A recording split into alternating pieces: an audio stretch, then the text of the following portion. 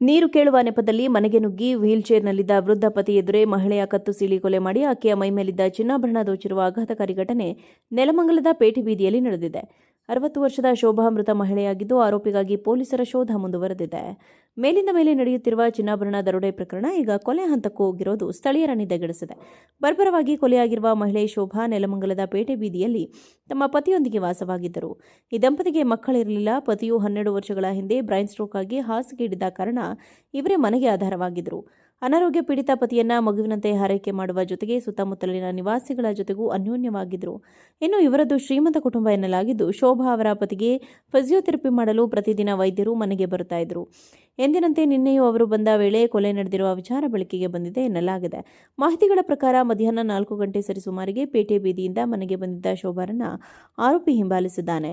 ಇವರ ಮೈಮೇಲಿದ್ದ ಸುಮಾರು 100 ಗ್ರಾಂಗಳಿಗೂ ಹೆಚ್ಚು ತೂಕದ ಒಡವೆ ಆರೋಪಿ ಕಣ್ಣಿಗೆ ಬಿದ್ದಿದೆ. ಹೀಗಾಗಿ ನೀರು ಕೇಳುವ ನೆಪದಲ್ಲಿ ಮನೆಗೆ ಬಂದ ದುಷ್ಕರ್ಮಿ ತನ್ನ ಬಳಿಯಿದ್ದ ಚಾಕುವಿನಿಂದ ಶೋಭಾಳ ಕತ್ತು ಸೀಳಿದ್ದಾನೆ. ಆತನ ದಾಳಿಯಿಂದ ತಪ್ಪಿಸಿಕೊಳ್ಳಲು ಮಹಿಳೆ ಪ್ರಯತ್ನಿಸಿದರೂ ಅದು ಸಾಧ್ಯವಾಗಿಲ್ಲ. ಬಳಿಕ ಶೋಭಾರ ಮೈಮೇಲಿದ್ದ ಚಿನ್ನಾಭರಣವನ್ನು ಆರೋಪಿ ದೋಚಿ ಎಸ್ಕೇಪ್ ಆಗಿದ್ದಾನೆ. ಘಟನಾ ಸ್ಥಳಕ್ಕೆ ನೆಲಮಂಗಲ ಟೌನ್ ಪೊಲೀಸರು ಸೇರಿದಂತೆ ಹಿರಿಯ ಅಧಿಕಾರಿಗಳು ಭೇಟಿ ನೀಡಿ ಪರಿಶೀಲನೆ ನಡೆಸಿದ್ದು, ಈ ಬಗ್ಗೆ ಪ್ರಕರಣ ದಾಖಲಿಸಿಕೊಂಡು ಆರೋಪಿಯ ಪತ್ತೆಗೆ ಮುಂದಾಗಿದ್ದಾರೆ. ನೀರು ಕೇಳುವ ನೆಪದಲ್ಲಿ ಮನೆಗೆ ನುಗ್ಗಿ ವೀಲ್ಚೇರ್ನಲ್ಲಿದ್ದ ವೃದ್ಧ ಪತಿ ಎದುರೇ ಮಹಿಳೆಯ ಕತ್ತು ಸೀಳಿ ಕೊಲೆ ಮಾಡಿ ಆಕೆಯ ಮೈಮೇಲಿದ್ದ ಚಿನ್ನಾಭರಣ ದೋಚಿರುವ ಆಘಾತಕಾರಿ ಘಟನೆ ನೆಲಮಂಗಲದ ಪೇಟೆ ಬೀದಿಯಲ್ಲಿ ನಡೆದಿದೆ. 60 ವರ್ಷದ ಶೋಭಾ ಮೃತ ಮಹಿಳೆಯಾಗಿದ್ದು, ಆರೋಪಿಗಾಗಿ ಪೊಲೀಸರ ಶೋಧ ಮುಂದುವರೆದಿದೆ. ಮೇಲಿಂದ ಮೇಲೆ ನಡೆಯುತ್ತಿರುವ ಚಿನ್ನಾಭರಣ ದರೋಡೆ ಪ್ರಕರಣ ಈಗ ಕೊಲೆ ಹಂತಕ್ಕೂ ಹೋಗಿರೋದು ಸ್ಥಳೀಯರ ನಿದ್ದೆಗೆಡಿಸಿದೆ. ಬರ್ಬರವಾಗಿ ಕೊಲೆಯಾಗಿರುವ ಮಹಿಳೆ ಶೋಭಾ ನೆಲಮಂಗಲದ ಪೇಟೆ ಬೀದಿಯಲ್ಲಿ ತಮ್ಮ ಪತಿಯೊಂದಿಗೆ ವಾಸವಾಗಿದ್ದರು. ಈ ದಂಪತಿಗೆ ಮಕ್ಕಳಿರಲಿಲ್ಲ. ಪತಿಯು 12 ವರ್ಷಗಳ ಹಿಂದೆ ಬ್ರೈನ್ ಸ್ಟ್ರೋಕ್ ಆಗಿ ಹಾಸಿಗೆ ಹಿಡಿದ ಕಾರಣ ಇವರೇ ಮನೆಗೆ ಆಧಾರವಾಗಿದ್ದರು. ಅನಾರೋಗ್ಯ ಪೀಡಿತ ಪತಿಯನ್ನ ಮಗುವಿನಂತೆ ಹಾರೈಕೆ ಮಾಡುವ ಜೊತೆಗೆ ಸುತ್ತಮುತ್ತಲಿನ ನಿವಾಸಿಗಳ ಜೊತೆಗೂ ಅನ್ಯೋನ್ಯವಾಗಿದ್ದರು. ಇನ್ನು ಇವರದ್ದು ಶ್ರೀಮಂತ ಕುಟುಂಬ ಎನ್ನಲಾಗಿದ್ದು, ಶೋಭಾ ಅವರ ಪತಿಗೆ ಫಿಸಿಯೋಥೆರಪಿ ಮಾಡಲು ಪ್ರತಿದಿನ ವೈದ್ಯರು ಮನೆಗೆ ಬರುತ್ತಾ ಇದ್ರು. ಎಂದಿನಂತೆ ನಿನ್ನೆಯೂ ಅವರು ಬಂದ ವೇಳೆ ಕೊಲೆ ನಡೆದಿರುವ ವಿಚಾರ ಬೆಳಕಿಗೆ ಬಂದಿದೆ ಎನ್ನಲಾಗಿದೆ. ಮಾಹಿತಿಗಳ ಪ್ರಕಾರ ಮಧ್ಯಾಹ್ನ 4 ಗಂಟೆ ಸರಿಸುಮಾರಿಗೆ ಪೇಟೆ ಬೀದಿಯಿಂದ ಮನೆಗೆ ಬಂದಿದ್ದ ಶೋಭಾರನ್ನ ಆರೋಪಿ ಹಿಂಬಾಲಿಸಿದ್ದಾನೆ. ಇವರ ಮೈಮೇಲಿದ್ದ ಸುಮಾರು 100 ಗ್ರಾಂಗಳಿಗೂ ಹೆಚ್ಚು ತೂಕದ ಒಡವೆ ಆರೋಪಿ ಕಣ್ಣಿಗೆ ಬಿದ್ದಿದೆ. ಹೀಗಾಗಿ ನೀರು ಕೇಳುವ ನೆಪದಲ್ಲಿ ಮನೆಗೆ ಬಂದ ದುಷ್ಕರ್ಮಿ ತನ್ನ ಬಳಿಯಿದ್ದ ಚಾಕುವಿನಿಂದ ಶೋಭಾಳ ಕತ್ತು ಸೀಳಿದ್ದಾನೆ. ಆತನ ದಾಳಿಯಿಂದ ತಪ್ಪಿಸಿಕೊಳ್ಳಲು ಮಹಿಳೆ ಪ್ರಯತ್ನಿಸಿದರೂ ಅದು ಸಾಧ್ಯವಾಗಿಲ್ಲ. ಬಳಿಕ ಶೋಭಾರ ಮೈಮೇಲಿದ್ದ ಚಿನ್ನಾಭರಣವನ್ನು ಆರೋಪಿ ದೋಚಿ ಎಸ್ಕೇಪ್ ಆಗಿದ್ದಾನೆ.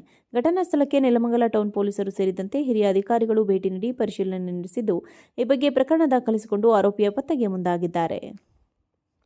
ನೀರು ಕೇಳುವ ನೆಪದಲ್ಲಿ ಮನೆಗೆ ನುಗ್ಗಿ ವೀಲ್ಚೇರ್ನಲ್ಲಿದ್ದ ವೃದ್ಧ ಪತಿ ಎದುರೇ ಮಹಿಳೆಯ ಕತ್ತು ಸೀಳಿ ಕೊಲೆ ಮಾಡಿ ಆಕೆಯ ಮೈಮೇಲಿದ್ದ ಚಿನ್ನಾಭರಣ ದೋಚಿರುವ ಆಘಾತಕಾರಿ ಘಟನೆ ನೆಲಮಂಗಲದ ಪೇಟೆ ಬೀದಿಯಲ್ಲಿ ನಡೆದಿದೆ.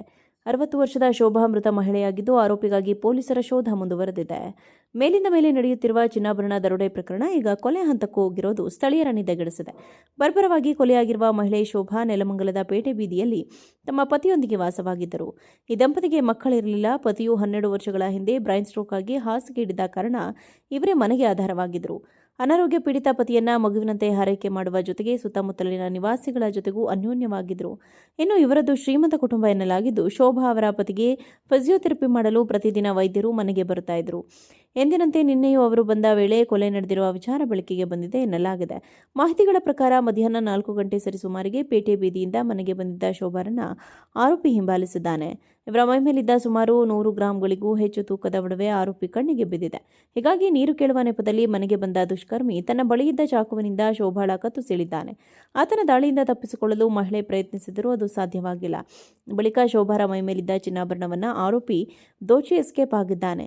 ಘಟನಾ ಸ್ಥಳಕ್ಕೆ ನೆಲಮಂಗಲ ಟೌನ್ ಪೊಲೀಸರು ಸೇರಿದಂತೆ ಹಿರಿಯ ಅಧಿಕಾರಿಗಳು ಭೇಟಿ ನೀಡಿ ಪರಿಶೀಲನೆ ನಡೆಸಿದ್ದು, ಈ ಬಗ್ಗೆ ಪ್ರಕರಣ ದಾಖಲಿಸಿಕೊಂಡು ಆರೋಪಿಯ ಪತ್ತೆಗೆ ಮುಂದಾಗಿದ್ದಾರೆ.